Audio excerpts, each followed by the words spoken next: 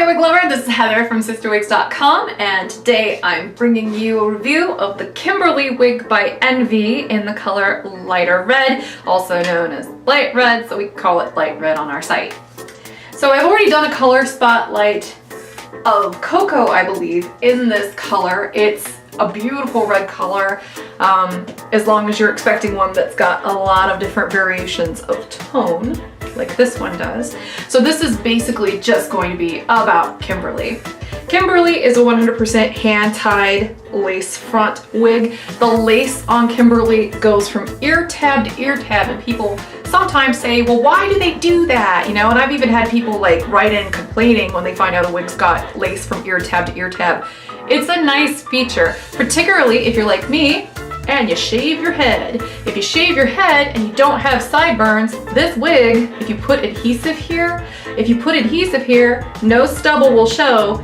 It'll just be a continuous hairline from edge to edge. The hair, by the way, has almost a matte finish on it. It has a little bit of shine on it, but it's not as shiny as a lot of synthetic wigs tend to be. There's a lot of light going on in this room. I'm very particular about my lighting, even more so. I spend more money on the lighting than I do on the backdrops, obviously, because the lighting is very, very important, but I am working on my rig, just so you know. But this has a really lovely sort of natural looking sheen to it. It looks like you just flat ironed the dickens out of it, and it's very sleek and straight. It came from the factory with this middle part, so I'm gonna go ahead and do a 360 as is, so I can show you what Kimberly by Envy looks like on all sides.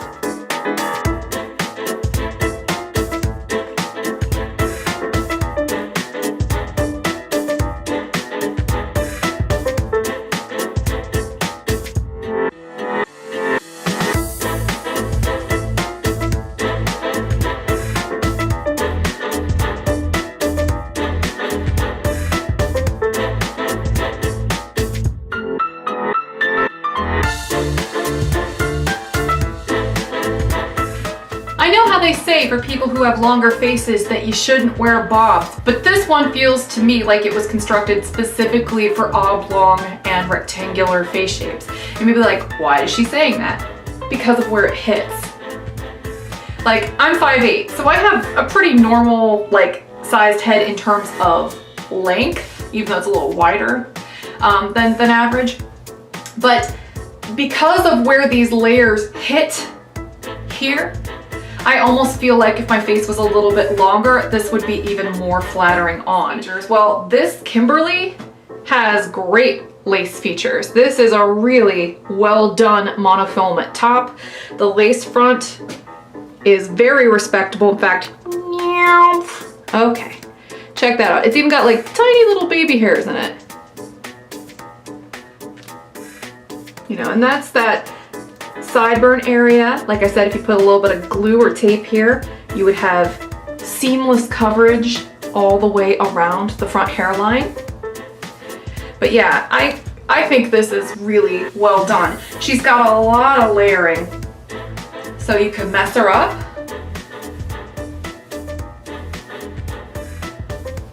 And I actually think she looks even cuter that way, to be perfectly frank. I mean, I do right out of the box reviews, so I don't style the wigs unless I tell you I've styled it or I do it on camera, usually the latter. But this one, the messier you make her, the cooler she looks. I like this one a lot. I think it's a great length, very versatile length, looks good on somebody like me, would also look really good on somebody with a slightly longer face because of these side layers here.